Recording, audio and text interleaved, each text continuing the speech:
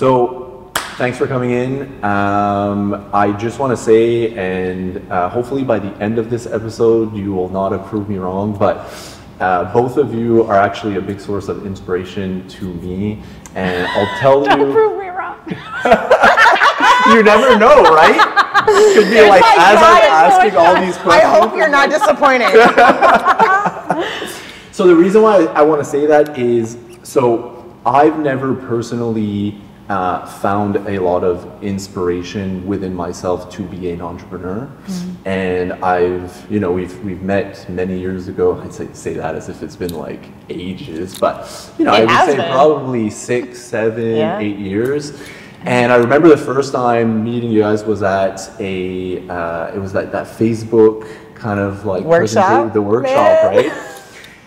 And seeing you two and how comfortable you were and explaining all these things in front of people that at the time I only knew a few people, and it was really like the earlier stages of when you start being more in that like networking space and stuff like that. And I was like, I kind of looked up and I was like, damn, these two really know like how to be in an environment like that. And that always gets me very curious, and why I'm inspired by that is I often associate like curiosity and inspiration together, because it like gets you thinking more about like how are they doing those things.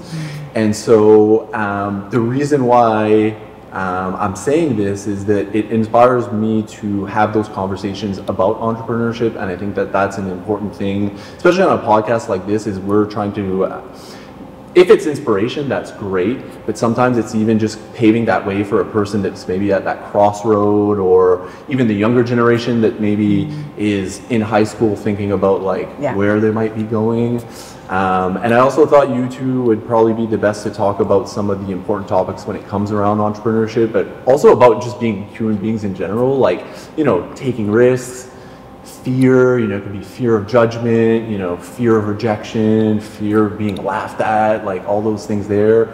Also courage, confidence. I think those things are really important there, and they really hit us, especially with like entrepreneurship, right? Like in life, I think we go through a lot of periods where we have important decisions to make, and I think obviously both of you have made a lot of decisions for the good and for the bad, just like a lot of people do. But I think what I talked about just before, those topics there, the risks and the stuff, those things never go away, right? Like you have an experience, and maybe that was a good experience and you're more susceptible to taking more risk after that, or the alternative is you take a risk, it's a shitty decision, and then you're scared after that, right? But all that to say is that, and I think I listened to a podcast the other day, and it was Mel Robbins talking about it, and it's like the way that she connects confidence is it's really just the willingness to try, right? It's like you just have to start. And sometimes it's like we often like, instead of riding the bicycle, we're like reading all these books about like how you want to ride a bicycle or all the ways that you should do it, but you never actually get on the goddamn bicycle, right? Yeah. And I think that, having just that willingness to try is a really important factor. And also after that is like not also looking at those moments where you do encounter failure as like a situation where you stop. Sometimes you need to let go of certain beliefs or whatnot, and just learn from those experiences and see it as like either you succeed or you learn, right?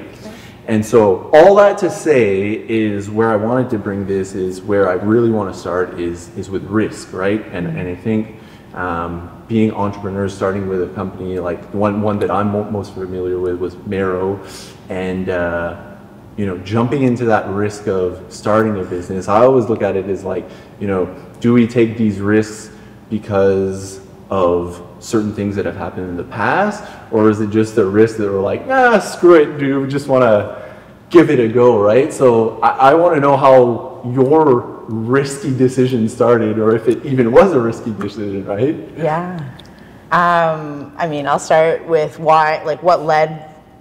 So I feel like I don't know if you agree, but like I feel like I grew into an entrepreneur at Marrow. It was like maybe the toddler phase, like considering your business now, my business now, like that was like our like toddlering into entrepreneurship. And it's interesting because like I've been talking a lot. People are like, how long have you been a realtor? I'm like, oh, I got my license 20 years ago next year. Okay. But I never didn't have a job at the same time. It was always like it never took it serious. It was always a side hustle. And so Mara was like my toddlering into entrepreneurship. And for me, very different situation. I had no choice. Like I had a situation with my kids where my one son was super struggling, and I could not have a full-time job. Like I could not go to a 9 to 5. I could work full-time hours in my own time, but like I could not go to a 9 to 5 with a boss who was going to expect me to adhere, because I had to be able to like race to the school at any given moment in an emergency.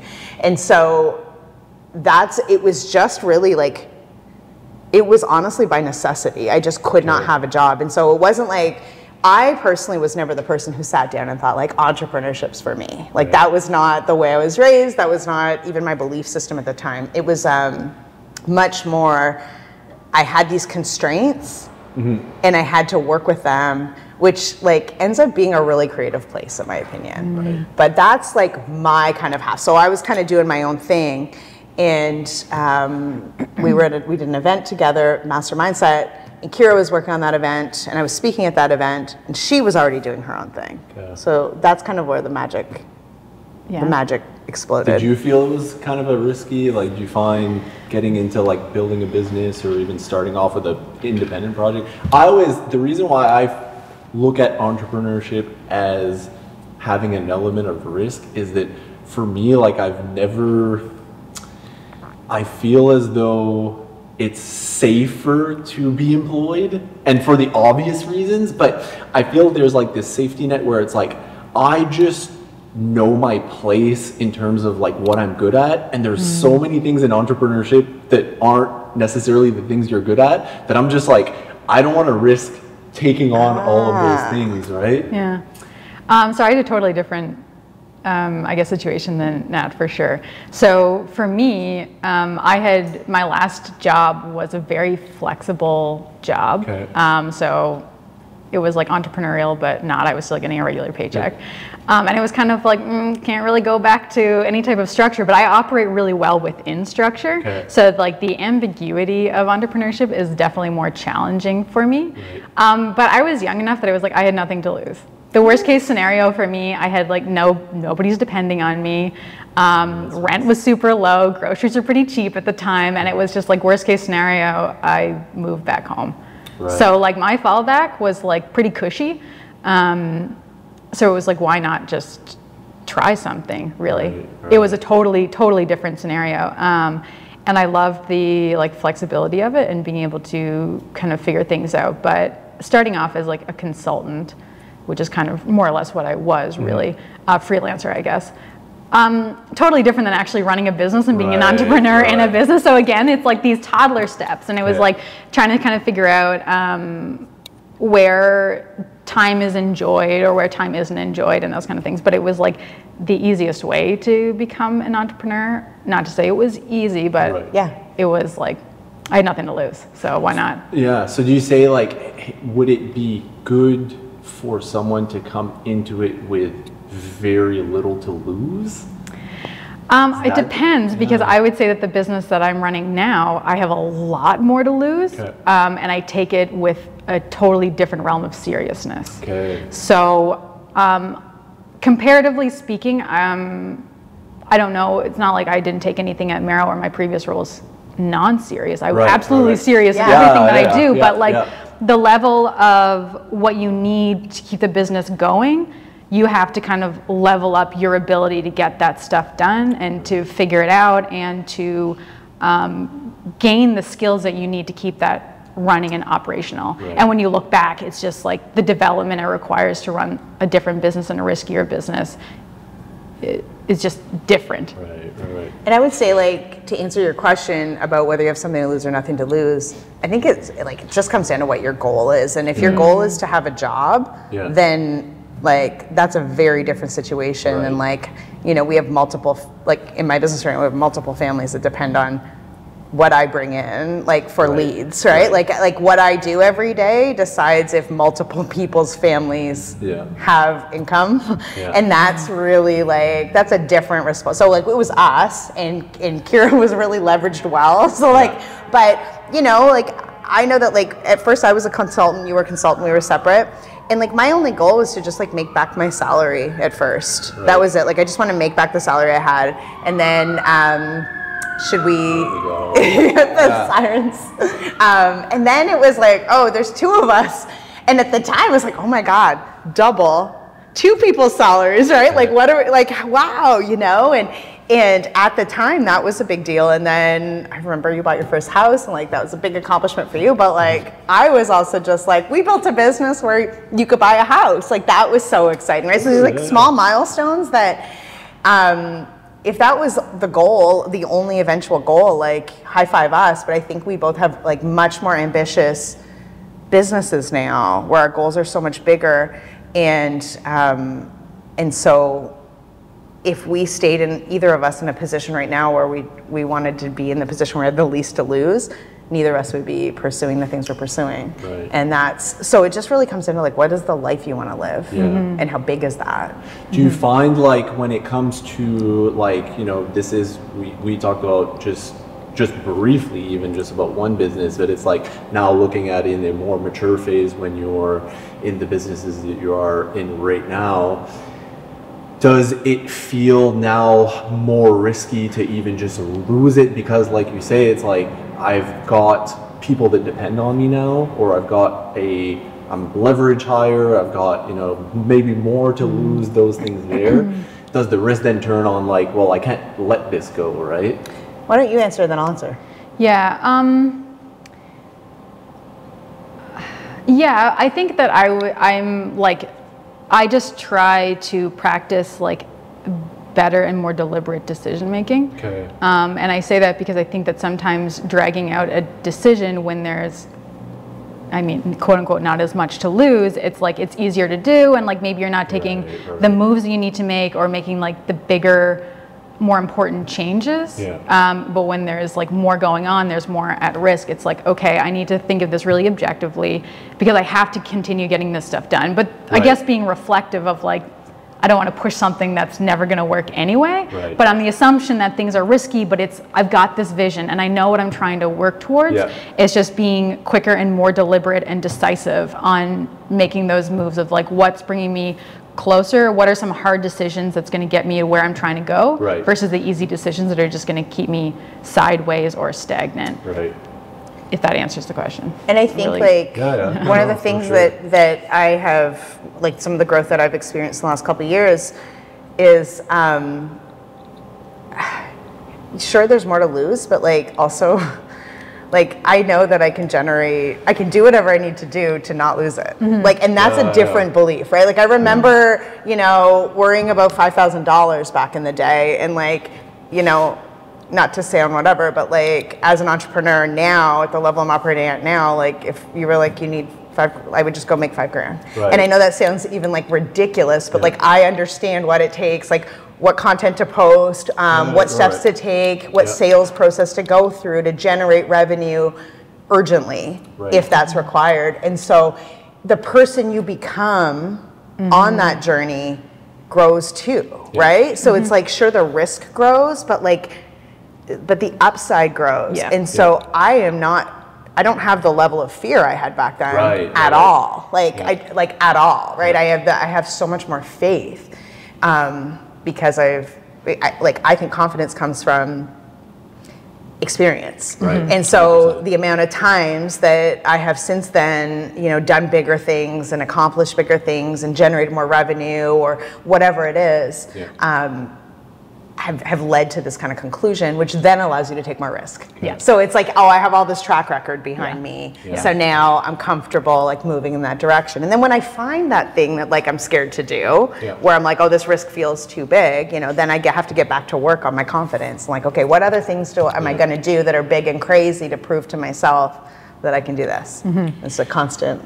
Now, and this is maybe speaking more in personal experience, and I'll ask you the question first, and I'll tell you where it comes from my side. Have you ever made decisions because people may have doubted you or thought that it was risky choosing you? And I'll say this because, it's funny, like I maybe think I think I projected a little bit more in my personal life. I think that, I sometimes have engaged in maybe risky behavior and things like that, and makes it so that people maybe think, oh, he's a risky person, right? Taking a decision on him is a risky thing. But it's funny, so when I was taken on board with Luke, which is our owner, right?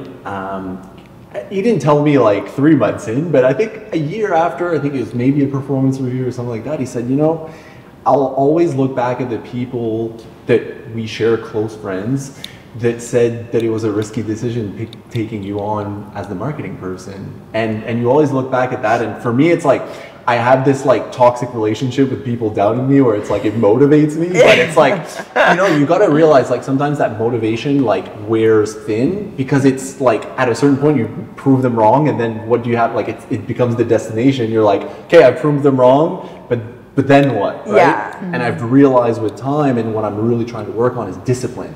And it's like the motivation wears off, but the discipline needs to continue on, right? Yeah. But that's what I'm saying is like, has there been a moment like that where it's been like, I don't know, like, I mean, and that's motivating you, right? Yeah. So I think spite is a very powerful motivator, right? And and it's like that's actually like I think has been like a key tenet of just my personality in general for like a really long time.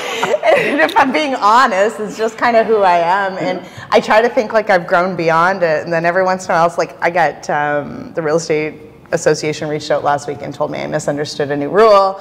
And so I was in an infraction of it, and I really did. I misunderstood the way it was written, and so I did something, and now I was infracting on this rule.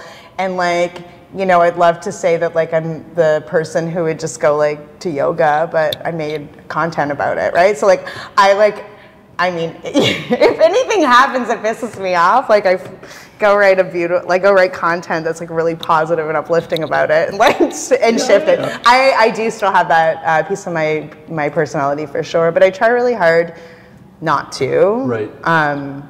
Because I know that I can, if I have a vision for my life and what I want to accomplish, and I know how quickly I can veer off path if someone doubts me, and then all of a sudden they're in charge of my journey. True. So I'm not interested in that. So I work really hard to like stay on vision. Yeah. And even if I get like a little spiteful and do something, it's just like for a minute and then I come back. But because I can hop on that train for an extended period of time and like find myself in a completely different place. I think been fun working together. I feel like every entrepreneur has a chip on their shoulder. I don't think you really kind of like get into this self-employed thing without it. And I have a hate-love relationship with being doubted. Okay. And it usually, the hate-love kind of depends on how confident I feel in the thing that I'm doing.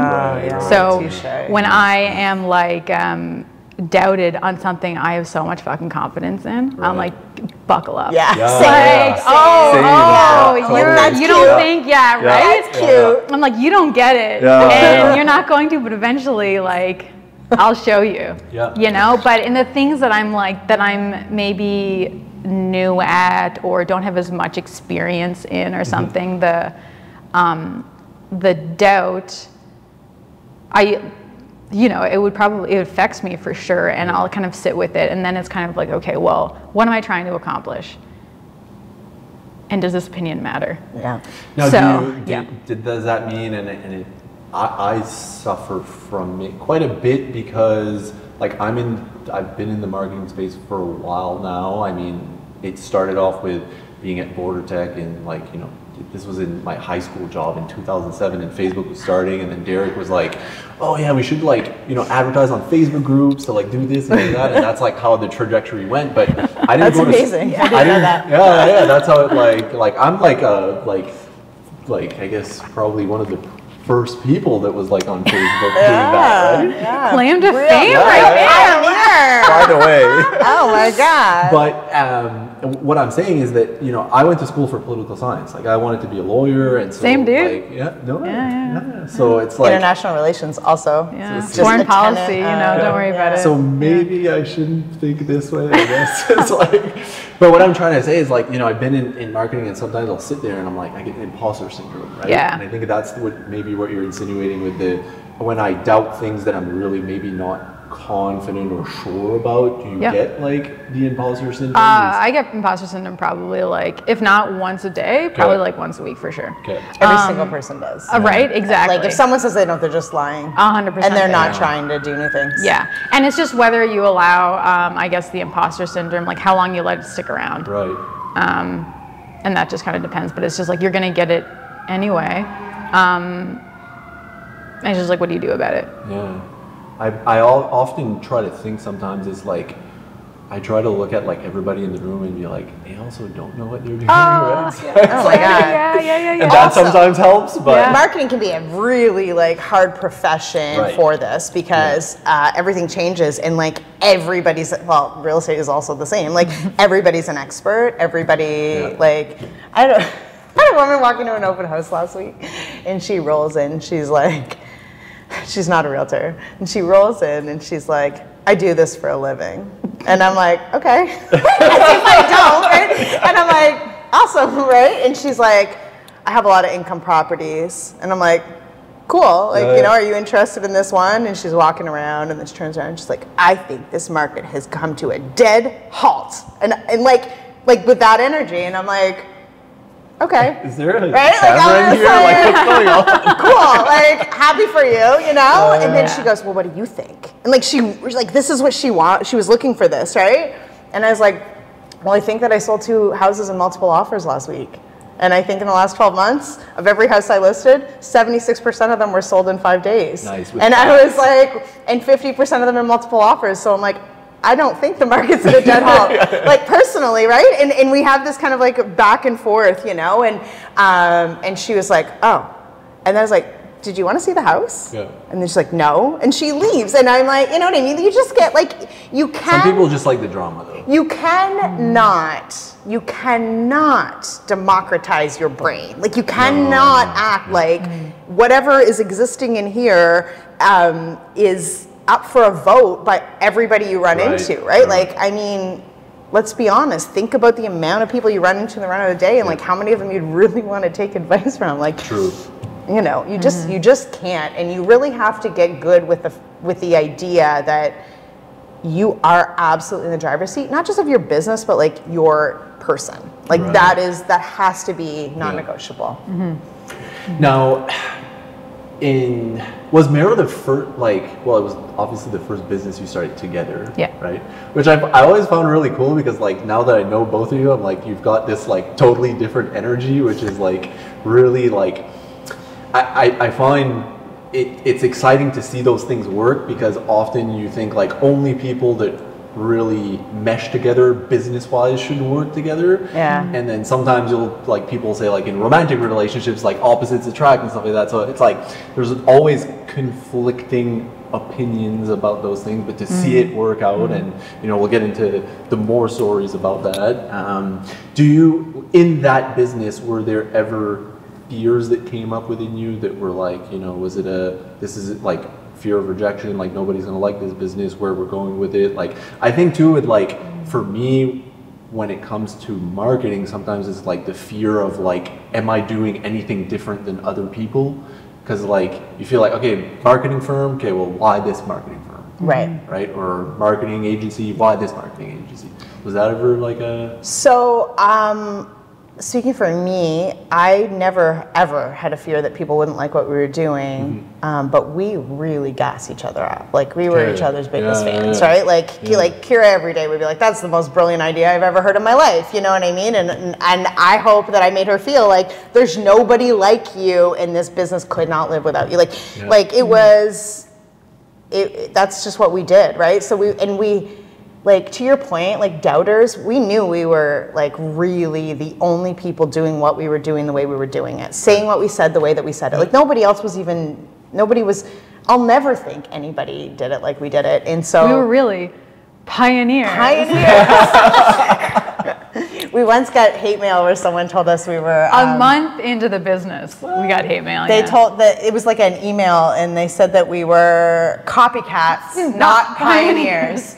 And we made lots of content about it. Nice. But like I love it. me, like went and found somebody who could track their IP address, and I figured out where they lived, and I drove by their house every day for like a month. Like that was the old me. I wouldn't do that now. That's amazing. I've got a lot more hate since then, and I'm a lot more chill about it. But you know, I never personally ever thought nobody's gonna like what we're doing. I mean, some people did not like what we were doing. Like we had to, like our first client that was a pretty big client, we had to like end that relationship very quickly. Like it was a super toxic situation. And but I guess like there was no part of us that thought it had anything to do with us. Like like not to sound arrogant, but I was never like, oh, we suck. Like no, I was like, no, we're awesome. They obviously are stupid. I like honestly like the most fear I had in the business was like I didn't have a marketing background or marketing experience. Right. So I was constantly like, who am I to say anything about this? Or like, who am I to do that? So like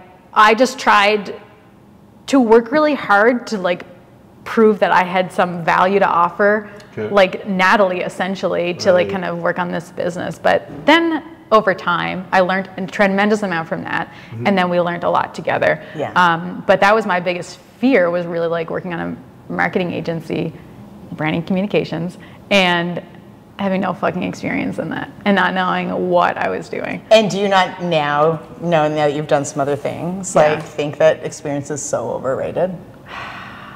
I had an interview actually, so I like hired an employee recently in the business, and I was interviewing some folks, and one person that I interviewed, she's in grade 12, bless her soul, and she's taking business because she wants to be like an entrepreneur.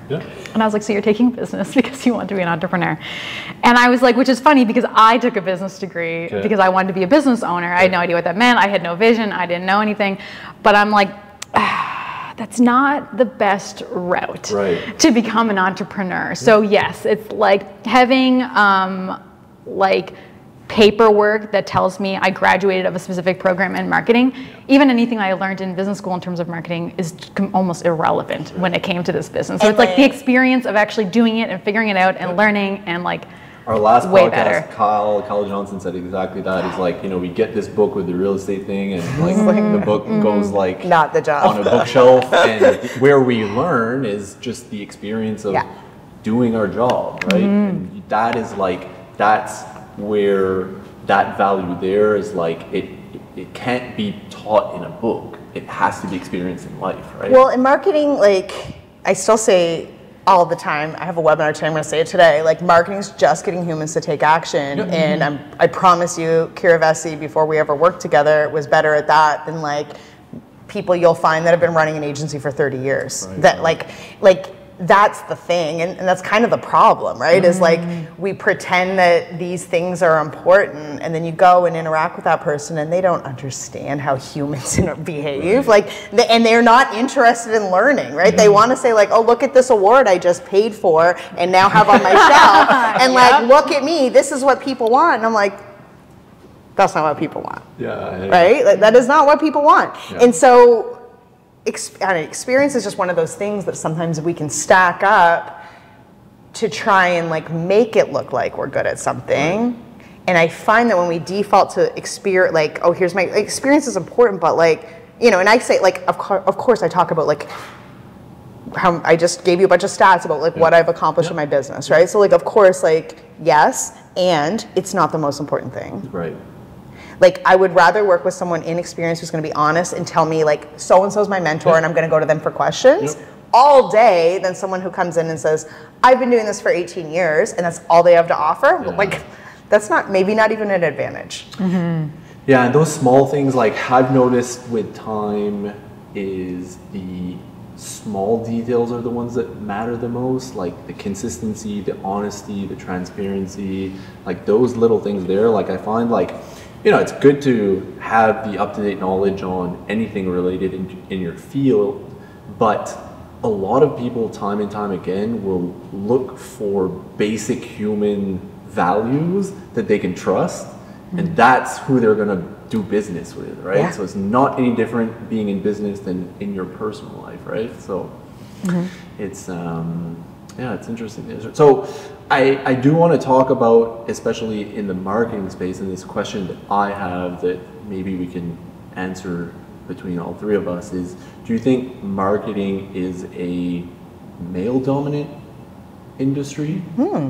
Because I always look at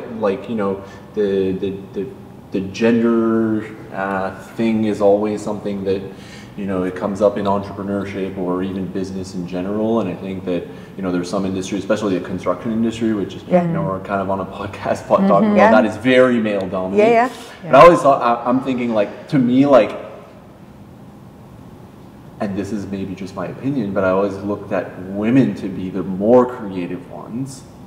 And so I would think that it is probably a more female, maybe just... I don't know statistically, but I would feel like my gut tells me, like, my experience in marketing, in and around marketing, is like fairly balanced, I would say. Like, I don't know. Yeah, I have no stats on this either. So my experience would be, I feel like older traditional agencies tended to be more male dominated, but I don't think that's the case in like consultants or freelancers or smaller businesses or businesses that are growing and starting now. Like, no, I would say it's probably quite balanced. And if you're looking for boots on the ground, like people grinding it out and really know what they're talking about, I hate to like gender bias anything, but like, I don't know, like Natalie, the mom who couldn't have a day job because she had to work around her kids, knew a freaking lot more about what was going on social media and like how algorithms work than anybody I knew in the space, right? And especially people running big agencies. Like, it was like sometimes those often those, almost universally, those older, established, experienced marketing agencies have been doing it for so long in such a certain way. And there are people that have been in those roles and are so established, and marketing agencies are essentially like sometimes really egotistical. It's very hard to have a creative, collaborative, innovative environment when you have a ship like that. That is just so like, and you can see sometimes in environments where everybody's kind of running around the leader trying to inflate their ego so that they can maintain their role. And so when you get into that space, it's almost impossible for a really effective marketing to work. Yeah, and you probably need, like, it's what you're saying there is a good point to make and to highlight, especially in a marketing space, is it is very important for creativity to work in a space where you can actually create, and that it's not married to like a shareholder or a senior executive or like a vision of like, well, you know what, like, I always think of things like the newspaper or like TV advertising, the radio. It's like, well, something like the radio, looking at maybe how people are maybe consuming more audio on podcasts, or even now like streaming services and stuff like that. Well, the radio needs to sell radio advertising. And so to pivot their business in streaming and things like that, it's like, well, we need to sell radio advertising. We can't forget about the radio. Like, but. So you think, who are you serving? Who are you serving? And if your employees in that agency, or if your marketer that you're hiring does not have the capacity to think about how do I get a human to take action? Because they're too busy thinking about how do I keep my job? How do I make my boss happy? How do I make this person feel happy? If actually figuring out who they're serving and how to make them make the movement is like the last thing on their minds, then like what value does creativity even have, actually? Totally.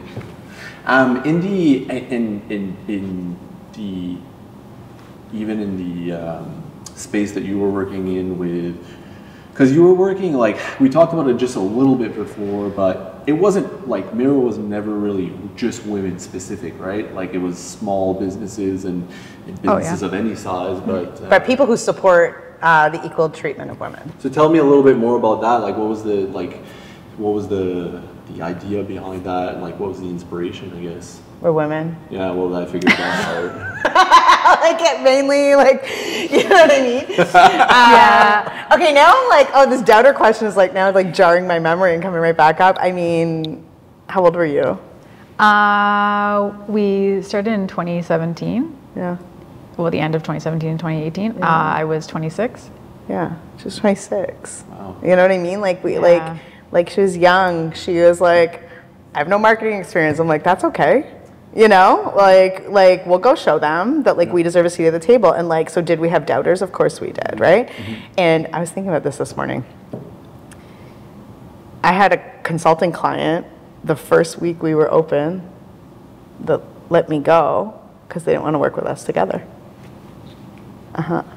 And that was you had to handle some people. That was who did Kira's not. intro Yeah.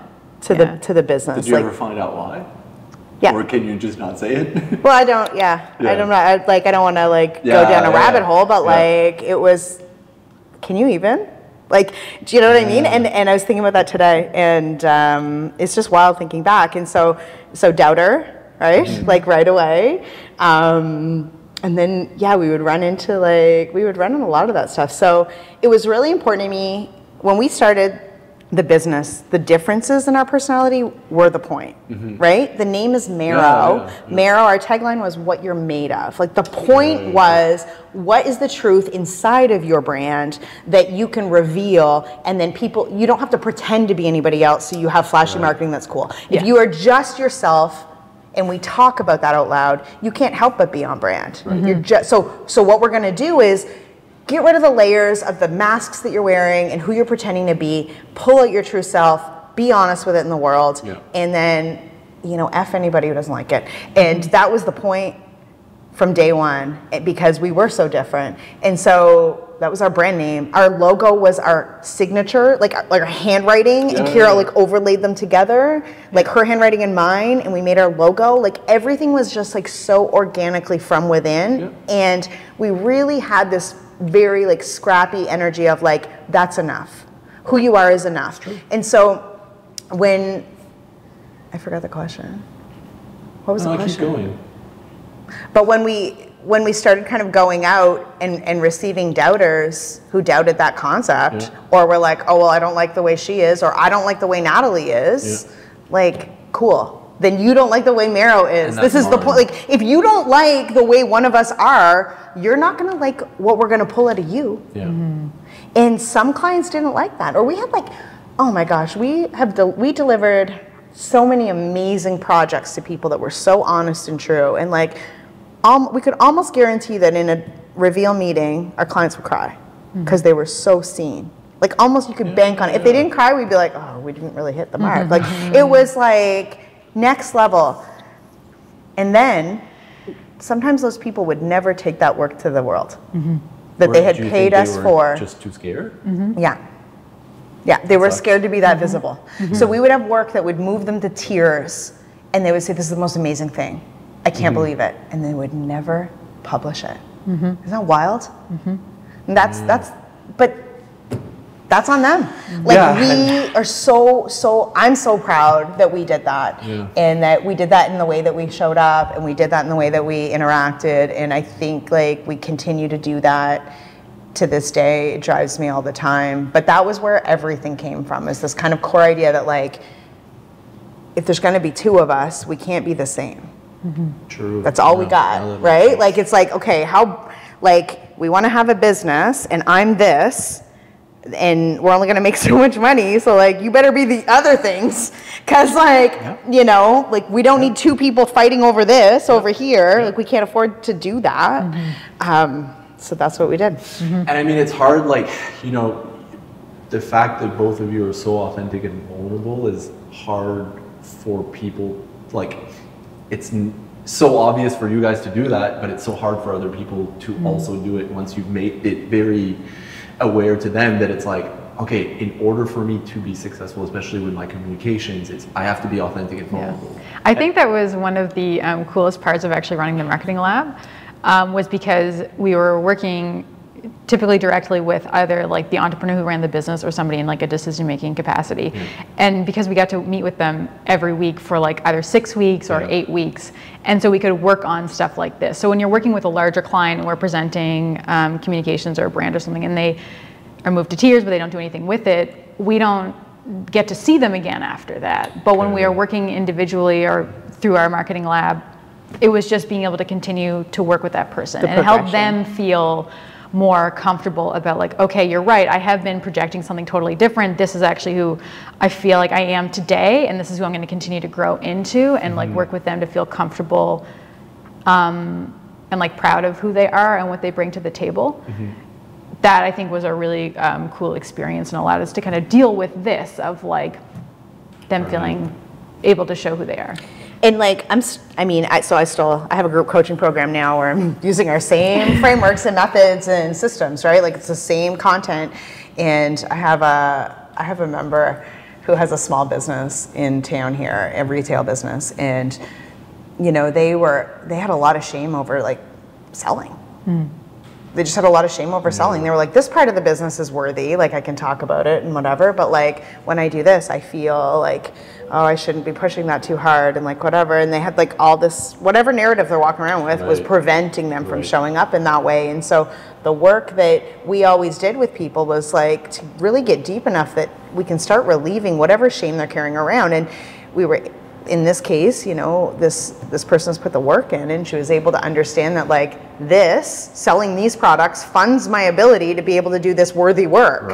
And all of a sudden that makes selling those products worthy. And then all of a sudden she's on Facebook Live and she's making reels, and like, you know, her visibility has just exploded, and now her revenue has exploded. But everybody wants to be like, if you just do this Facebook ad formula and you run this text and make sure your button is this color, right? Like, and that's easy cool. Stuff. Yeah, that'll work right now, and then the algorithm will change and it won't. Or we can like heal, I mean, this sounds crazy, but like we can heal that like core wound within and get your shame to the side so you can actually fully show up, and then you're gonna be able to figure out what you don't want me to teach you the algorithm today that's going to change tomorrow. Like what we really want to do is get to the core of like, this is who you are, this is why you're scared to show it, and here's how we're going to get brave enough to do it anyway. That's what we always did, and I think that's what we're still doing. And the social media or the radio or anything, it's just tools. If you don't know how to actually channels. use, right? So if you don't know how to use the tool itself, it's like somebody needs to teach you how to drill a hole. They don't just give you a drill and you just know what to do with it, right? And I think like a lot of people sometimes miss the point where and you probably see it when you do those small workshops, is when they start asking questions, and there are questions where it's like, it's so tactical, it's like granular, and right now if I go into a marketing space, everybody's like, what about AI? And I'm like, what do you want to know about it? I'm like, you what's know, the purpose I'm like, cool. Like that's it's the same question of the day. Like it was like, oh my God, what about the Facebook algorithm? And then it was like, what about whatever? And like, I'm doing a workshop today on Instagram Reels, because that's the question that people have been asking me lately. Do I sell anything related to Instagram Reels? I do not, right? I have a group coaching program where we talk about the things I just told you about, but I'm doing that because that's a question people are asking. And then when they get in the workshop, what they're going to see is that the answer is to be their true selves. Like, ta-da. And that's always the answer. It's funny because like when you really boil it down to the core things that are important, like every industry really just talks about the same thing, right? So you always see those similarities, whether it's like people that are doing like those self-help courses, or they're doing like relationship advice, or they're doing, something for entrepreneurship or marketing or whatever it is. It's like they're all talking about the same thing. So like the AI stuff, the how to use this button on Facebook and all that, it's fluff. But we did, like, remember at the beginning how stressful it was to try and like know every stat about and like every little, and we tried so hard to like know all those little intricacies, and it was like it's going to be an endless thing, like to constantly be teaching that and be at the mercy of these platforms. And we really we had to evolve beyond it ourselves and then help our clients. But yeah, it's easy to get caught up in, and it's like it's just not that important. Do you think it's and I find marketing is maybe a space where maybe we're married to it quite a bit more, and maybe not. Maybe I'm just, again, just assuming this, but like, I feel it's an easy space to always seek external validation, because there's always metrics there, like the likes and the shares, and there's like that stuff there's always there. But is it sometimes that we're just too attached to validating things like our knowledge, especially in the marketing world, where it's like, people like, I remember when I started doing anything related to social media with small businesses, people didn't believe in it. And so I would have to force finding external values in things that I was doing in order to validate what I was doing. But it was like, I was forgetting that I had to believe in myself and what I was doing, right? And so I feel like, is that something that sometimes you get too caught up with, or like? In external validation? Yeah. I think Cearagh taught me probably more about this than anybody else. I've never met anybody in my life. Like, you gotta imagine, like, 26-year-old Cearagh and like 30, I'm old now, so my math is bad. 36-year-old Well, how many years older? Natalie, Yeah. like had a 37-year-old Yeah. Natalie, like, and I had little kids and this whole other life where like I had just never heard anybody just say no. Mm-hmm. Like, just no reason, just don't wanna. And I was like, wow. Like, and that can be like that, like Cearagh just does, right? Like, and that can be really like hard for some people, but it's very inspiring to me. Mm-hmm. And I definitely, like, the thing that Cearagh had, like, if she's impacted my life in many ways, but like the way for sure is teaching me how to do that. And people tell me all the time, they're like, wow, well, your boundaries. I was like, well, I have this friend that has them. Just walking around as a 26-year-old saying no to people. Like she has like agency over her own time. Weird. Yeah. But that's what Cearagh taught me so much. And so I had this really interesting dance in the business, because I'm out getting clients, and then I'm looking at this one, and she's like, well, we don't want to do that, and like I'm like, you're right, I did say that I didn't want to do this, but like now there's a client, like and she's like, you said no, and I'm like, oh yeah, and I'm like and I'm like, I'm at odds with this, and I really I know I grew a lot that way. From Cearagh for sure. But yeah, validation from others is a lot less of an issue in my life since Marrow, and I think that's why. But also just having this, like, even the experience, honestly, of like that bumpy at the beginning of like the client leaving, then having to let go of our first big client, going into rooms sometimes where we weren't respected. We had one client that wanted us, we show up for a meeting and there's 2 marketing agencies, us and another one, and we're like, this is weird. Did you know that? No. And so we're at the table, and the man with the experience who runs the other marketing agency is speaking the whole time, and we're just like sitting there wondering what's going on. What the hell? And then afterward, we're asked to stay for another meeting, and the proposal comes forward that they would like us to be the go-between between the organization and the older established marketing agency, like basically like admin assistants. I think we started to become a bit more protective of our time and meetings after that point as well. Yeah, and that was when we were just like, okay, like, you know what I mean? So like we were like, we're not going to rooms where we're not taken seriously. Like we're not doing that anymore. Yeah. Or we're going to try to avoid them. So would you say, like, by nature you were never like a people-pleasing person? You're more like, I have my boundaries, because I find like I have realized in the last few years is that like I have this, it sometimes I fall victim to manipulation, in the sense where like I'll manipulate a situation because I just want to be accepted, or I don't want to be abandoned, and that's people pleasing, right? You're like, not in the sense where you're just trying to make another person happy, but you're like trying to make that person accept you by making them, like, telling them the things they want to hear, and by nature maybe you're doing shit that you shouldn't really be doing or you don't appreciate. Is that something you just you're not susceptible to that? I wouldn't say that. I wouldn't say that I am not susceptible to like people pleasing. I would say there's always like an evolution depending on what season of life is kind of going on. So like when I was younger, I definitely was a lot more influenced by other people and wanted to fit in and kind of never really fit into anywhere, to be honest with you. So I feel like that, like being in high school, I'm just being like, you know what, I'm just going to eat my lunch in the library today because there's nobody to like spend time with. Starts to cultivate different things, probably lean me a bit more too much towards being alone. I really like being by myself. So I've had to kind of like work about balancing that. I've learned that as well.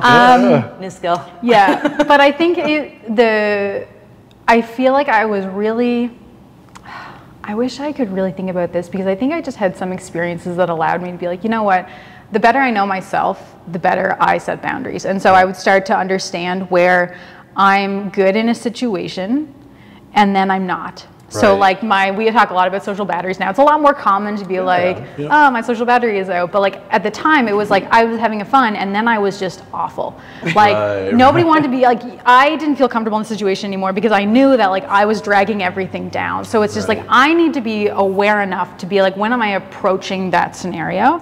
And then just kind of like cut it off. So that started protecting boundaries around like my time and my like energy, I guess. But it's like, I know when I get into situations that I don't feel good about, and I don't like repeating that. So it's just a matter of trying to do my best to feel like, to understand when those situations are and what the correlations are and not putting myself in them again. How do you like exit them, I guess? Do you just like refuse them from, like, I guess those meetings, that meeting like that, you just next time you know better? Yeah, so sometimes it's like next time I know better, and sometimes when it's like, okay, next time I know better, so now I'm presented with the same opportunity again.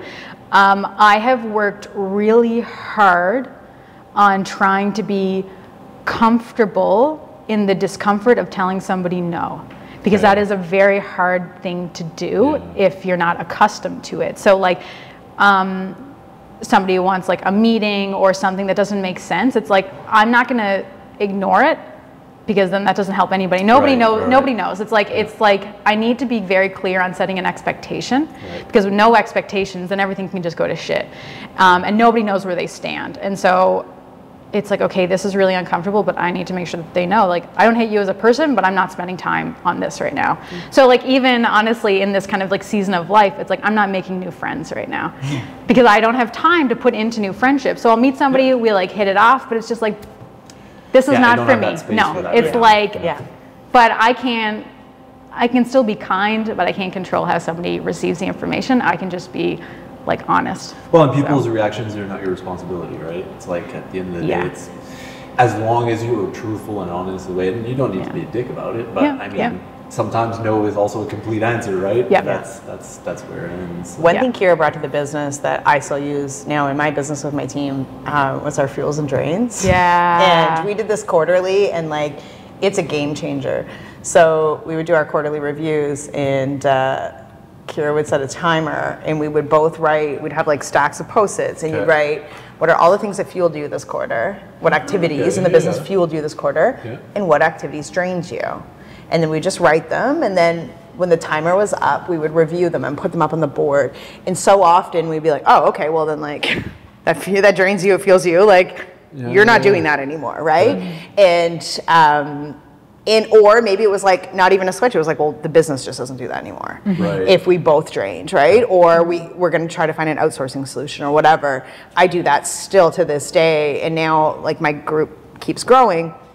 And it's so important because it also gives now, like, it was just us, so it was different. But now as a leader, it gives me this important check-in with how people truly feel. And it's not about like, do you like this activity or not? It's like, does it energize you or does it drain you? Because your resources in a business are people's energy. Like that's it. And so if you have somebody on a task that just drains and depletes them, and then you have somebody else that loves doing that thing, like you need to right away. And that's something you taught me really early. And again, it's like you can attach meaning to the word no, or you can let it be a productive tool that makes you a better entrepreneur. And that's just, you know, something that I get, like a great lesson that she taught me and brought into my life.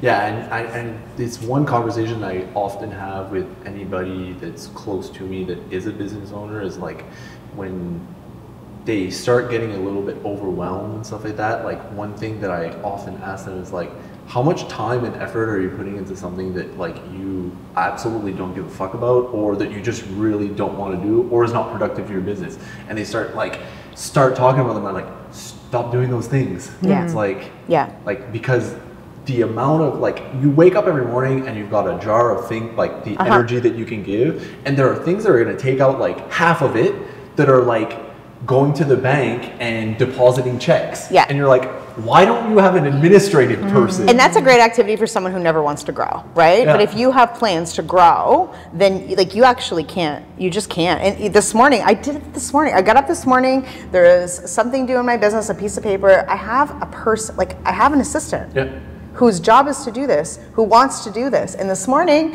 I have a lot of things on today that have nothing to do with this activity, and I just almost, I was like, I was right here, about to go in, and I was like, what am I doing? You know, and I had to like make myself step back.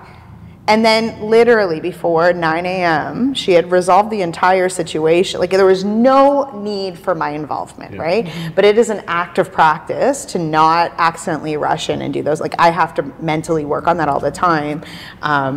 I just do. One of the interesting things, so I bought a business, Marcel and I bought a business in September. So we run a honey production and beekeeping business. Quickly heard, so I'm curious. And so what was really interesting about that is it had been a business, we were a third owner. So it had been owned for like 15 years by one couple, and then the last like 5 years or something like that with the other couple.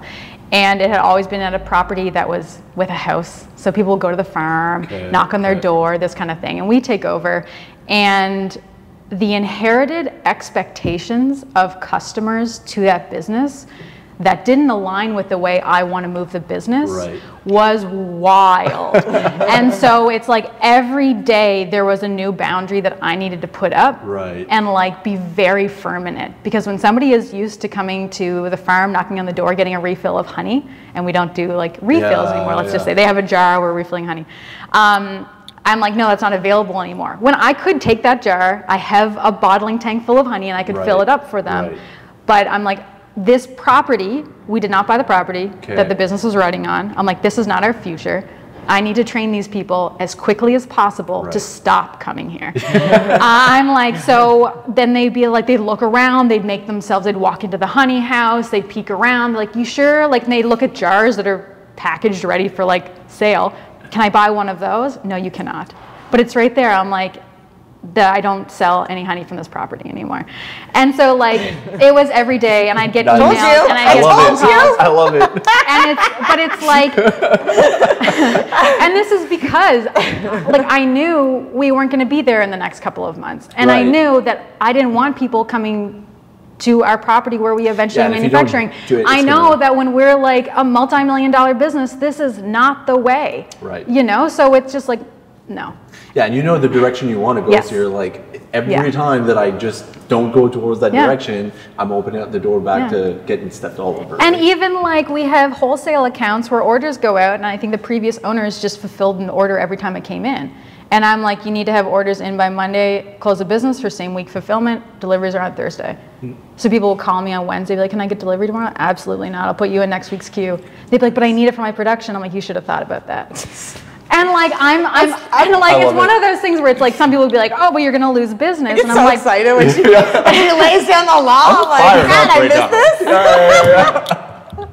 So there's this fear of like, well, you're going to lose business. And I'm like, I don't really want clients who don't understand the business that I'm growing also and can't listen to the communications that I'm providing to them. It's like, if they don't know that because I never set the expectation, never told them, then totally. I'll do my best to make sure that they get their order fulfilled and everything is good, but they need to know moving forward. And if they knew and they didn't follow the rules, then tough luck. You can just control so many things to a certain point where after that you're giving so much control to the other side where really your business only So now I'm actually an employee to the clients. And that's not how this operation It's back to that like democratization piece of like you can't let every single person have a vote in like what you think, what you do, how you spend your time. Like they cannot, or else you are just everybody's employee. Yeah, and it's extremely hard to grow when you are kind of at the mercy of everybody else's demands. Yeah.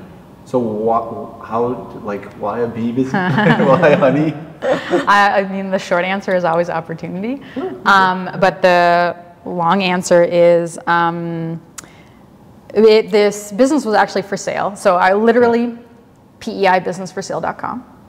I regularly went to that website, checked out the scoop, what's going on, because I had wanted to acquire a business. So now I have a vision, which is really cool, but I'm not like necessarily, I don't stare at a blank page and like come up with something. It's like I see a page that has words on it and I can make them better, I can change things, I can add structure, I don't start from blank.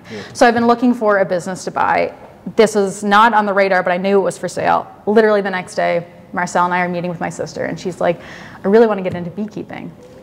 And she's been talking about beekeeping for a long time. So my sister her whole life has been in agriculture and livestock. Like she has an incredible background. She's like well-versed in biology. She's got a degree on that. Like, anyway, it's just wild. And so she's like, I really want to get into beekeeping. Her partner is a blueberry grower and they require heavily on pollination. And so the need for pollination for a blueberry crop, but then the need for pollination in sustainable agriculture in general. And knowing that our native population of pollinators is decreasing, but there's also a lot of challenges with honeybee population. I have a whole podcast here about honeybees and honey, but anyway. Nice. So we're literally sitting there. I have Dory, her little dog, on my lap, and she's just like really been into bees. And I'm like, wow. Interestingly enough, there's this business. PEIbusiness.com. There is a blow up after this podcast. There's an apiary for sale, and this is March 2023. And she's just like, okay. And Marcel's like, tell me more. So I list off all the assets for sale, like the business, like there's the property, it's like a whole thing. And I'm like, I'm gonna book a meeting with them. Because I'm like, worst case is that nothing happens. Best case, we start to figure things out. Have we ever kept bees before? No. Do I have any experience with honey? No. Have I ever run a product business? No. So let's send the email. So the next week we had a meeting and it was the sellers were actually selling their house and then their property and then also the business, and it was a real estate agent who was doing both. Now I'm going to say real estate agents are really good at selling properties. They're not very good at business assets and valuing a business. So that was very interesting. At least I never. I don't want to sell business. It's just like a totally different ball game. So anyway, we show up, but the sellers are also there, so we get to meet them. They show us around the farm. We see the house, all this stuff. We talk business, and we talk bees. And it's just were they like selling? They're moving to New Zealand. Oh, okay. So yeah, they're not originally from the island. There's like a whole thing. They're very cool people, but it was time to move on. Anyway, basically we view the property in March and then we end up closing on the business in September. A bunch of shit happens in between there, like securing financing, a whole realm of challenges that maybe in hindsight should have hired a mergers and acquisition firm. Maybe. Didn't. So we closed at the end of the next beekeeping business. Right? DIY. DIY'd my M&A. Yeah, right? Yeah, I love that for me. So we closed the business at the end of September. Turns out that is one of the busiest and most expensive time to be a beekeeper. So joke's on me. Also went into holiday honey production and sales. Joke's also on me. And then by the end of December, we had to move all of our equipment, all of our honey inventory to a new location that we did not have.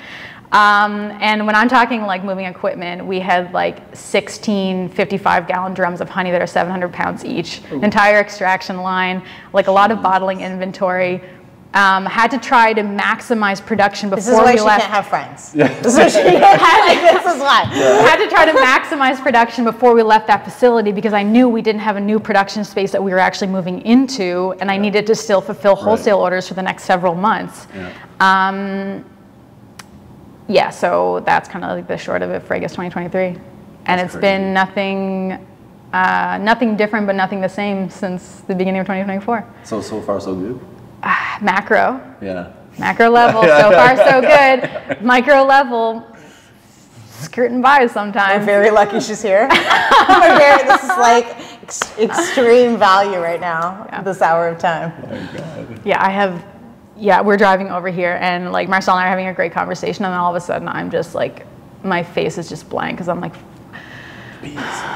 not even the bees. I mean, the bees, Aaron's the beekeeper, so yeah, but anyway, there's a whole conversation about wintering, hive loss, and all that kind of stuff too. But no, just like the shit that's going on right now, it's like, but this is the thing. It's like these are all really cool opportunities and challenges to figure out. Right. And it's like I know what I'm trying to get to right now, so it's just like let's figure it out. You get a vision. Yeah.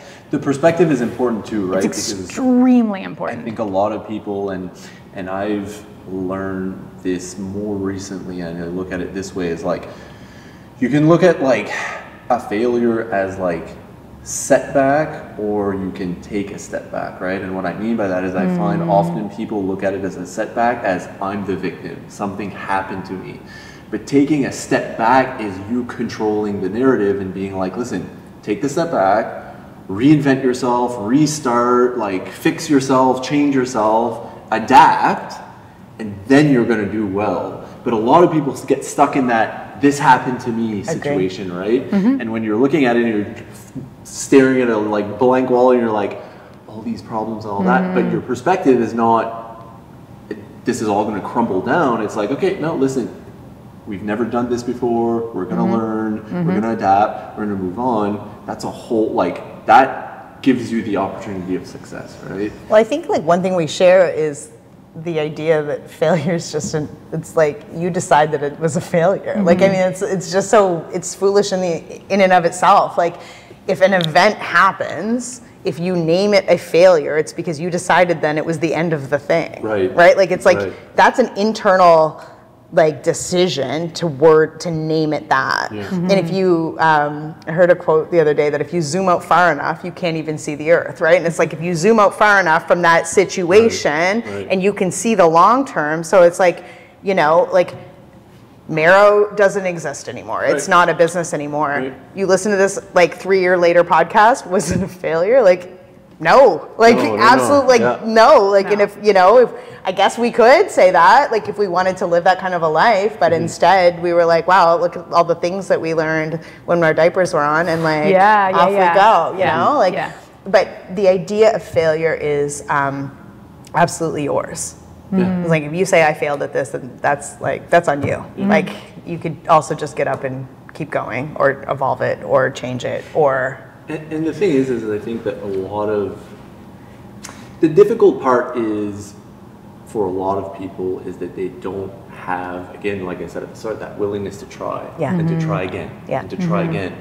And they take these failures and they're like, it's the end, right? And it's like, sometimes it's like, at the end of your life, you should just look at it this way. It's like, I tried 100 times and 51 times I succeeded and 49 times I failed. Dude, you're 2 up. Like, that's just the end. Like, that's how it should work out, right? But people don't want to see it that way because they're like, they get to like, you know, it's like, oh, end of a relationship, okay, I'm never gonna date again. Or, oh, I got fired from a job, oh, I'm never gonna get another job. Because they made it mean that, and they associate it to like, that's the person that I am. It's done, like, it also, it's like an all or nothing. It's like I either succeed or I don't. And it's like, all right, oh, I'm not dating anybody again because I have this. It doesn't have to be an all or nothing. So it's like, okay, let's take some of that and let's leave some of it and let's just move on. Let's bring some hope to the table, like, you know, and so we talked about like the beginning of Marrow and why we started entrepreneurship, but like the end of my last job, right, was like, it was like, at the time, the great failure of my life. It was earth shattering. Like I didn't go back to work for a really long time. Like my heart was completely broken. I was at Martell Homes and I loved my job, and the job was eliminated. It was no longer necessary. So I didn't quit. And like, I didn't think Natalie Davison was the kind of person who gets a job eliminated, right? Like I was like, Natalie Davison's not the kind of person who loses a job like that, you know? So but you're building that identity towards something that you're. So back then, me had decided this was the failure of failures, right? And I was like, I didn't go back to work for a really long time. Like I had a really, really hard time doing anything. It's a tough pill to swallow, though. Like it's an ego. Sure, right? And best thing that ever happened in my life. Right. Like where would we be today if I had not lost my job? I probably would be in that job. No joke. And it's funny too, like I heard on a recent podcast too, which is one I kind of stumbled upon, which is anyways, these two Australian guys talking, and one of them is a pro mountain biker, and he just it's an obvious quote that I think a lot of people know is "Don't sweat the small stuff." But what he added to it, he said, "Literally everything's the small stuff." Everything's the small stuff. And the reason he was saying that is he had gone off a jump and he had landed awkwardly, and he at the time couldn't feel his legs. Got hospitalized. He was in the hospital for 3 weeks. Never thought he was going to walk again. And in those moments, there's when you realize it's like that breakup, the job that I lost, the house that I'm trying to pay rent for, and all those things. It's all small stuff. Like right now, I may not walk ever again. Yeah. That is a big catastrophic situation, Yeah. and we very rarely ever hit those situations there. So in the grand scheme of things, it's like, again, back to the setback or taking a step back, it's like, how do you want to approach this situation here? Are you going to make it your end? Or are you just going to make it a stepping stone into maybe the greatest comeback you'll ever make, right? So I think a lot about how, I've been thinking a lot about Marrow since you asked us to do this podcast, which was like, it's been like a couple months. So like, I've been thinking a lot about what are we going to talk about on this podcast and what happened and Well, like we're on the drive over and I was like, I haven't thought about this podcast at all. Marcel's like, do you want some primer questions? And I'm like, no, I'm going to go in cold. That's a new you. just raw dogging it. I am not prepared yet. Well, like I've been thinking about just reflecting on like my business now, my business then, and your business now and your business. I don't know so much about your business now, but whatever. Yeah. But I'm sure you'd agree, like, what was a big problem then? Like, not a big problem now. Like, in really, like, I've heard so many people say the level of your success is commensurate with the size of problem you can handle. Right. And so that's when you start to, like, really, if you can wrap your brain around that idea, you can start to welcome big problems. Like, Right. I mean, nobody likes to have a big problem, but also if it's evidence that, like, oh my God, on the other side of this, who am I going to be? And I just went through some of my toughest business transition maybe ever, and some really challenging moments, and that was my comfort the whole time, is like the person I am on the other side of this, the person I am next week, the person I am tomorrow, the person I am next year.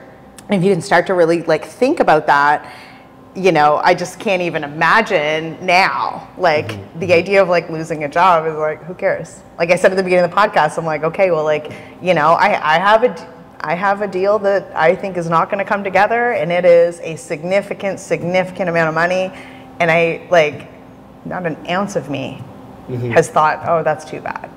I'm like, well, this is probably for the best for everybody. Like, there's no part of me, because I've learned that I can solve bigger problems, and I think that, like, that really helps with this fear of failure, is once you can start to welcome, like, okay, what do you got for me?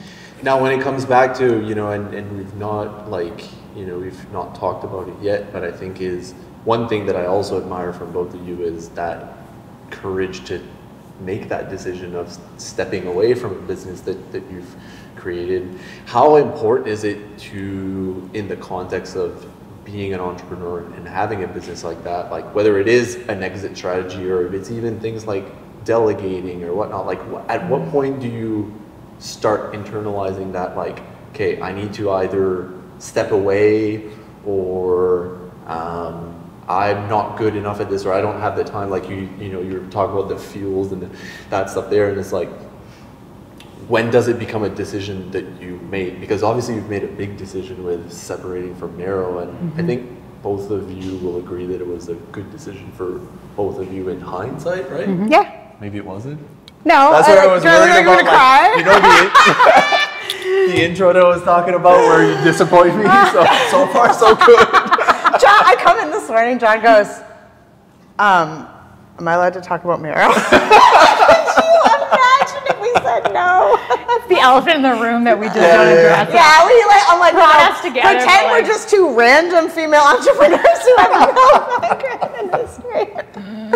Trying to list off the things I can talk about there. Well, this about wraps it up after 3 minutes. Yeah. So I think like there's a big difference between delegating and ending a business. Yeah. Like, not the same. Yeah. So I guess let's maybe just screw the delegating part. Yeah. It's like, how do you even like? Because it's obviously not an easy decision. No. No. No. How like? Because I honestly, and you're maybe not looking at, obviously not looking for my shoes right now, but it's like, you know, my interpretation of that is, fuck, that's like really courageous and it's awesome. Yeah. Because I am sitting with both of you and I'm like, this isn't a shitty breakup. Like, No. This isn't like forcing two exes together and be like, all right, you guys need to fucking hash it out. Yeah. Right? Yeah, no. Yeah. So, I guess, I know that, like, yeah, Natalie obviously has her own experience with all this, because I feel like it was probably seeded unintentionally by me for like a little bit with my vision boards and like things like that. What do you mean? Oh, anyway, you go ahead. I thought about that part. Yeah, so, oh, wow. so I guess I would say that She's like, do her vision board, and I'm like, where am I? there's like a pair of overalls and like a skill saw and like okay. There's no marketing. I forgot about that. Yeah, so I guess so. I would say that I was the one who brought it up, like the beginning of the end, unexpectedly, to be honest with you. So we had actually been going through like coaching our own clients and also in a coaching program. Okay. And it was a lot of this like, where's your future? What do you want to be creating? What's your, you know, not necessarily what's your why, but it's just like, where are you spending your time? And I was just like, this agency is not it for me. And I knew She's like building my dream. Like Cearagh was building. right. Like, Right. and I wouldn't trade that time for the world. And if it ended the same, I would do it again, all over again, the exact same way. I mean, if we had the same business, don't worry. no, if we had the same business knowledge now, maybe we'd do things differently, but I would do it all again. So, but it was like this kind of understanding that it's just like, I know that I don't want to be doing this 10 years from now. And I felt like in many ways, the business wasn't as connected to me and what I wanted to do, and I had a really deep desire to do something on my own. Once I started doing something on my own, you realize it's a totally fucking different game, man. Right. It's a different game. But like, with that ignorance, that I had, I was just like, and I think I'm ready to share that, because if I know that I'm not in this for the next phase, I don't want to pretend that I am, and it's really important that this really leaves my chest and like comes out in the world, because it doesn't just affect me. Especially it affects a lot of other preaching people. a lot of authenticity and commitment, right? Yeah. That was died by your own sword. A big no, like, you know, the girl who knows how to say no, like really knew how to say no. Yeah, so like it was about a year ago, I called up Cearagh one day and I went for a walk, we talked for like an hour or whatever, and I've been through a lot of therapy since that time. Not because of that, like my, you know, my real issues that are like not Cearagh leaving Marrow, like, but I've been through a lot of therapy and stuff, and so we were on this call, and at the end of the call, I was like, listen, dude, I just want you to know, because we'd never really talked about it, and I was like, I just want you to know that, like, you know, that had to be like the hardest, and like, I love you, and whatever. I don't remember really what I said, I remember what you said though, but, and then Cearagh was like, yeah, it was the hardest, because I knew what it would do to you, and it, like, but that wasn't her responsibility. Like, what it did to me was like things I needed to heal that had nothing to do with Cearagh, that were still there, right? They were the things that were the reason I couldn't get myself to go back to work after I lost my job. Like, she didn't even know me then. Like, they were the same things that I really, to be the person I am today, had to go and dig deep and resolve within me. So, you know, of course, it's the best thing that it did happen, and I admire her so much for doing it, because that would have just been the worst. But yeah, like I've loved her since the day I met her, and so that's why we can sit here and talk like this. And this is what we are. Like, this is how it was working together. Like, this is what it is, and it's true and it's honest, and we don't talk every day because like we're just are too busy, and that's who we are. But like the depth of it is that, and yeah. And sometimes you need to, like, you know, I think if you were to have continued, if I understand correctly, is you were continuing doing a lot of patchwork, right? Instead of actually like peeling the layers off and fixing like what you need to fix internally. Well, if it wasn't our dream, then I'm full of shit, right? Like I'm I coach small business owners on finding their vision. Like I'm full of shit if Ciarag's coming to work every day to build my dream and not hers. Like that doesn't work either, right? So, you know, it like truth can be hard, but it's also right, and that's really what it is. So, you know, we get to go and like I've found my way back to this work, and it's in the right way, I'm certain, and without like, I'm sure we both like had the brand was us, but there were also parts where it was like, geez, like, I'm insecure about these things, so I'm going to put Ciaragh there. Like, you know what I mean? And like, I'm insecure about these things, so I'm going to put Nat there. Yeah, and it was like we had merged this, like, Marrow was this identity that was like, hey, we're proud of these things about ourselves, but like, we're just going to hide these other things behind the other person. And then we can say like, we're a whole person together. And that's not right. Because like, I've had to face some, like, I wouldn't be the business owner I am today if I let myself have like, I don't want to say like it was a crutch, but like, you know, the illusion of like, oh, I don't have to know that. I don't have to learn that. Like, yes, you fucking do. Like, you know what I mean? Like, if you want to go where you want to go, like, yes, you do, you know? So, 100%. There is that too. And I can solve bigger problems because I had to learn how to do the things that I can stop making excuses for. So the dream was moving to PI and then gutting a house. Doing it all DIY. I had no idea what the dream was at that point. I just knew what it wasn't. I knew what it wasn't. And so it was like, I don't know if I'm going to be able to figure out what it is if I'm still doing what it's not. So I had no idea. So yeah, we ended up like moving to PEI a couple, like, I don't know, 6 months later, something like that. And I just did project. Great house sale though. Oh yeah, phenomenal Did you realtor. Sell it? Yeah. Wow. That came in, listed it, sold it, multiples, classic. That's not insider trading or like. No. Insider trading. Insider. Yeah, and I didn't know what I went. I actually went through probably the first year we were home was a really, a lot of like. It was really demoralizing. Right. Really tough. Yeah. I was sad a lot. Just didn't know, like had no direction, didn't really, like kept trying to like work on something and it just kept not working. And going through a lot of like, you know, I was trying to buy some property and then like the regulatory challenges, but just like such a loss of what am I doing? What am I trying to do? Yeah. What am I good at? Deciding I'm not good at anything, and just feeling very like underaccomplished and like shitty. Do you feel like you came out of like? Are you? I'll tell you how I came out of it. So just let me continue, John. So really like shitty, a lot of challenges. I have like an incredible partner, so he was, you know, would try to like oomph me up. But if I don't believe it, it doesn't really matter if anybody else believes it. Right. Ended up this random house goes for sale in this little community that I've never wanted to live in my life. But my sister lives close by and I was spending a lot of time with my sister. And I was like, Marcel was in Alberta at a team offsite. And I tell him, I'm like, I'm gonna go view a house. He's like, okay.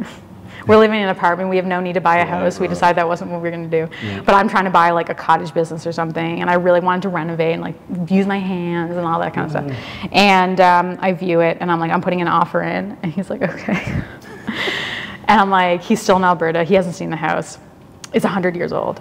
I'm like, the offer's accepted. So we're going to buy this house. He's like, okay. And I've made a grave mistake. I call up my realtor and I'm like, not sure I want this. She's like, Ciaragh, when you go, everybody's favorite call, right? And she's like, Ciaragh, when you put an offer in on a house with no financing condition and no home inspection, what do you expect to happen?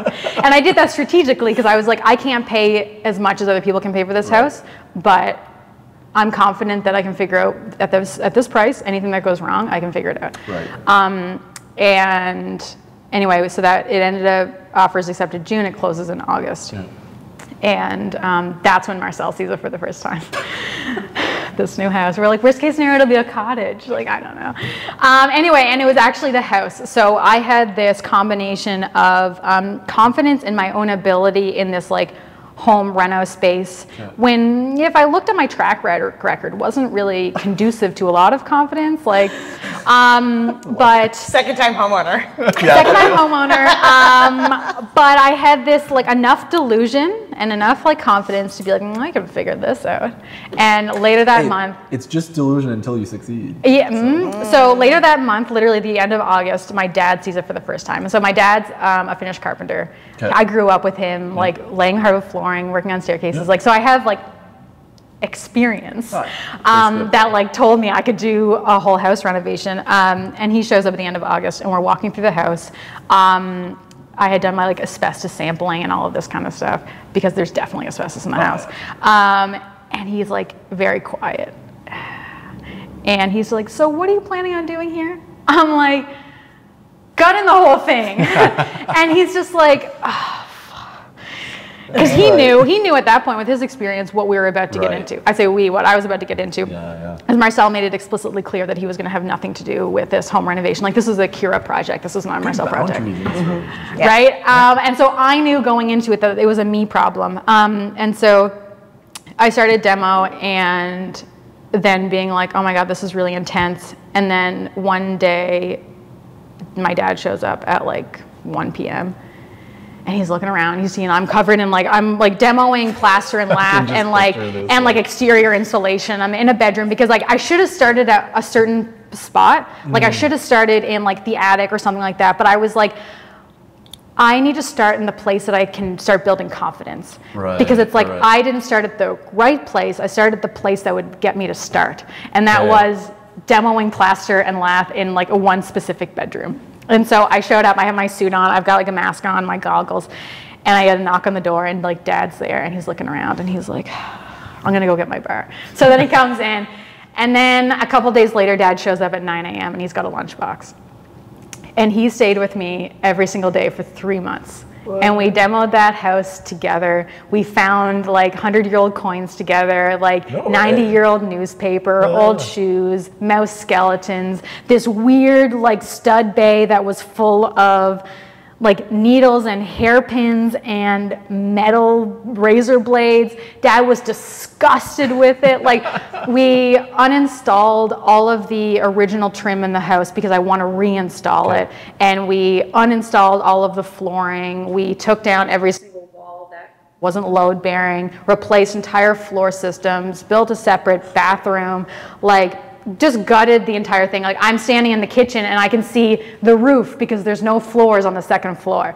Like, it was really incredible. And I actually, talking about this out loud now, I think like working on this with Dad was really important. Just getting a little emotional. And I think it was,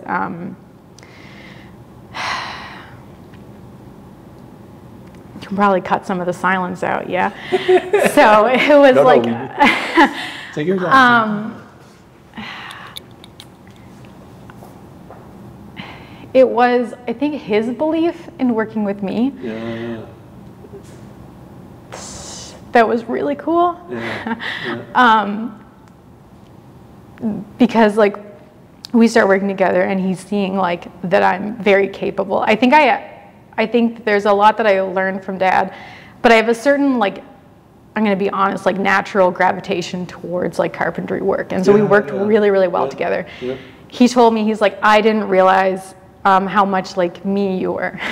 And so that was been really cool. Like, it's like working on that project with Dad was like kind of working with a peer who knows a tremendous amount more than you, but it wasn't working with my dad in the sense that he's like, fetch me that tool and hold the flashlight. It was like we were working together on this demo and this rebuild.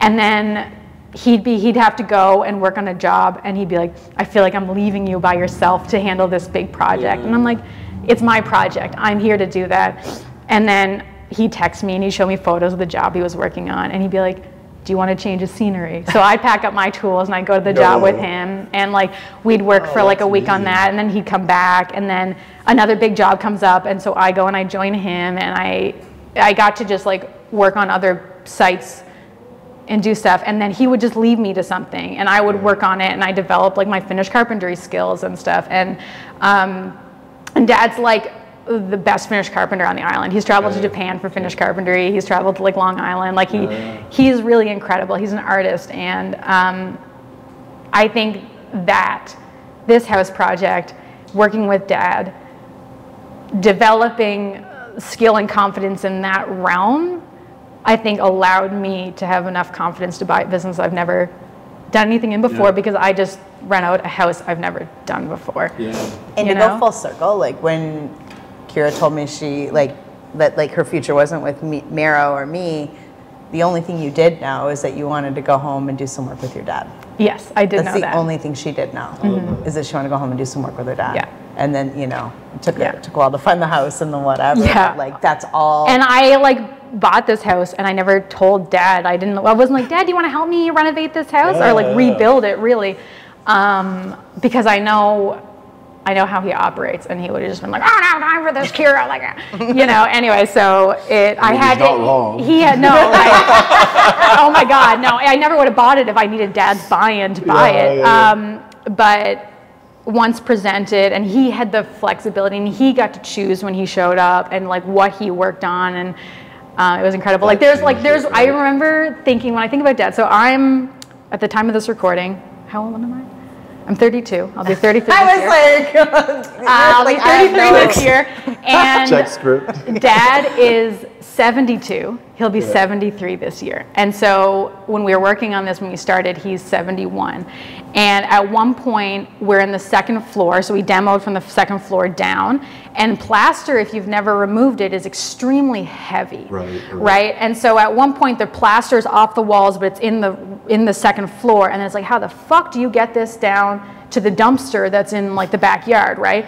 And so I create this tarp chute, and I attach it on like the inside of a window. Dad's at the downstairs with a wheelbarrow, and I'm shoveling plaster into this chute, and it's traveling down, and Dad's wheeling these like 100 pounds of plaster up into the bin and like dumping it and coming back, and he's like, okay, and then I like shovel more out, and like just like freaking exhausting, but like he worked his butt off. But then he'd be times he's like, I'm too old for this shit, Cearagh, you do this one, and like I do it, but like he's just super spry. So yeah, I worked think really that's hard. a part of like that I quickly fell in love with being in the home improvement industry. Is like you often look at a hardware store as being really boring, as like nuts and bolts and lumbers and stuff like that, but you forget about these stories that you're like, home ownership is such an incredible part of your life, and everybody has a incredibly different story or narrative when it comes to home ownership. And they're all really beautiful in a sense, right? Even if this is one where you're like, I can tell the emotion, but in the moment you're like, what the hell am I doing? Like, this is freaking crazy and all that.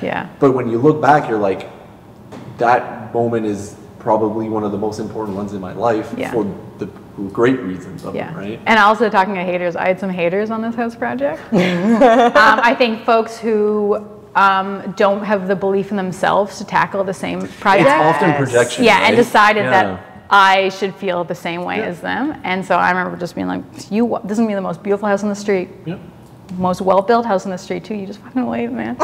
and it's often like that. I think like a lot of people will realize, and it's two ways, right? One, it's a projection of like your perception of how people perceive you, which is often wrong because you're just really projecting. But in the other sense, is a lot of people will tell you things that you can't do because really it's just them that can't do it. 100%. Right? And that's really where, I think both of you have really explained that well in this podcast. Is like, when you have that vision, when you know the direction you're going with, it's like the rest is just noise, right? It has to be. Like, it has to be, right? If you're going to do something worth doing, you just can't let it weigh in. And I don't know, I'm seeing it like, so Cearah's in town for the weekend. We had plans tonight and had to cancel because my boys are trying out for Team New Brunswick football.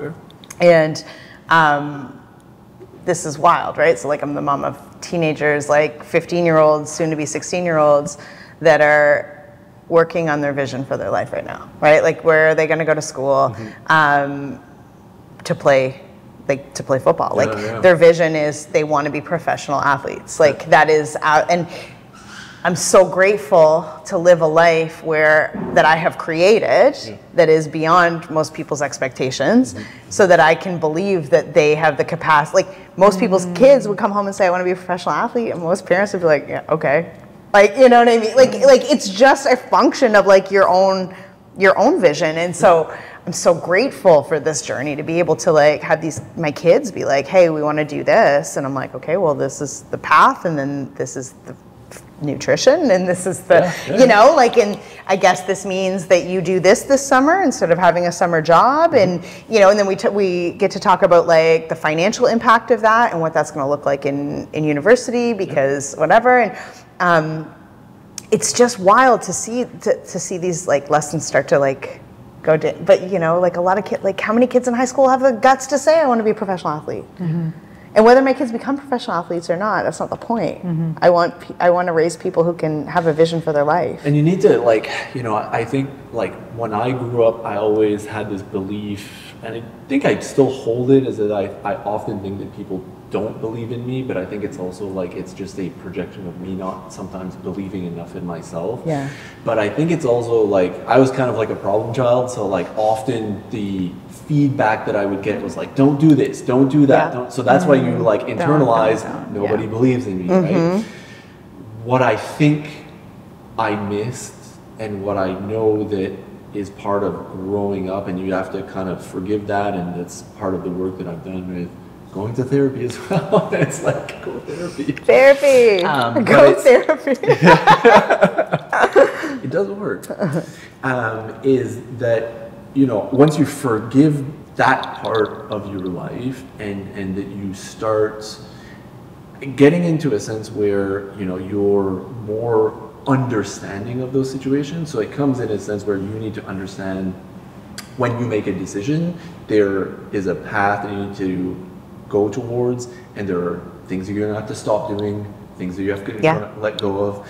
And on the other side, in the situation that you're in with the kids, is like, if they want to be professional athletes, they also need to understand what that means. Yeah. So it can't just be like a thought, because thoughts are like, they're pixie dust. Like, they're so not if you want to action. make that your reality, is you need to make a plan, but also understand what the sacrifices are in order to get there. Yes. And from a parent's perspective, guardian, or anyone like that, a teacher, all of that, I think,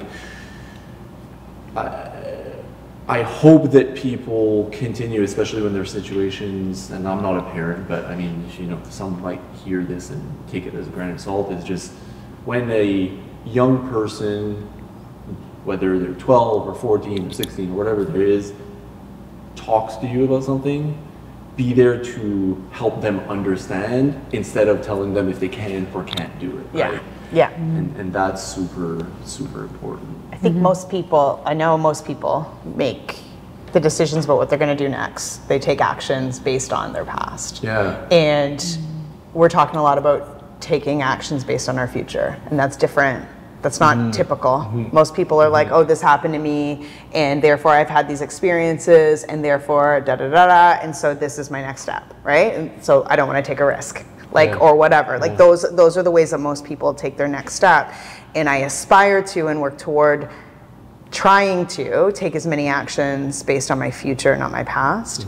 And I'm really trying that with my kids, because they were told everything about them was wrong for a very long time, right? And not by me as much as possible, but I'm sure, like, I tell them all the time, I'm like, listen, you're probably gonna go to therapy someday too, and I will tell you I'm sorry for whatever I did, because I'm sure I did a lot of things wrong. So, you know, so that's important, but I'm really trying to, like, we have one of two choices, right, about what they do next, and it's either going to be informed by what they believe about what happened when they were younger. It's you know, they had a lot of trouble at school, and what those teachers told them about themselves, the limitations that were placed on them, all of those things, or we can make their next decision based on what they want for their future. Yeah. And it's one or the other. And so the fact that they have a vision means they can start making choices based on what is possible rather than what is past. Yeah. And that's what I'm pretty fired up about. I try to always end it with one question, and I think this one probably makes the most sense in terms of what we talked about. But if you were to give advice for someone that might be struggling with seeking validation, like external validation, or even like the fears that they might have with like rejection or starting out or anything like that, what advice would you give them?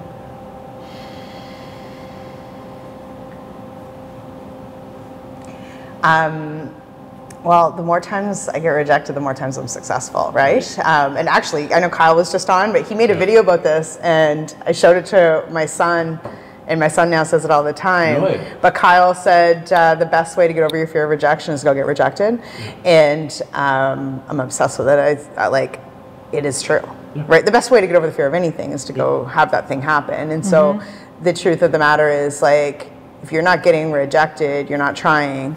And I often can recognize I'm not getting rejected enough. Right. Like if I'm not getting rejected enough, I'm not pushing enough. And like, you know, that's my kind of crutch is like, I'll get into it. I won't be getting rejected, right? So I think if that reframe helps anybody, if anybody's listening and is like, oh, you know, that sounds like how I'd like to live my life, well then understand that like I'm seeking more rejection. I like, future me needs more rejection to accomplish the things that I want to accomplish. And a lot of people, I think, at a certain point, some people even don't even start, but sometimes they don't introduce hard stuff in their life. Like they don't do hard shit. Like rejection, like doing something where there is a very big chance that you might be rejected is very difficult.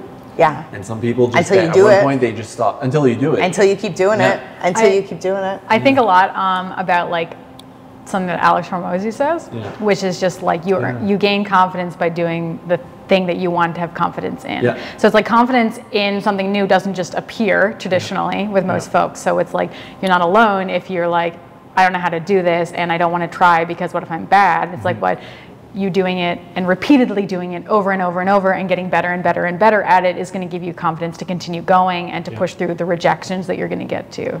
So and the biggest possible rejections ever are also like the like leaps. Like if they don't, if it doesn't turn into a rejection, like it's the biggest possible leaps, right? Like some of the like shots that I've shot that have been insane and then landed. You know, people say to me all the time, they're like, how do you know this person? Like, I'm like, because I like sent them an Instagram video. Like I sent them an Instagram video and I made a connection and then, you know, I got an opportunity.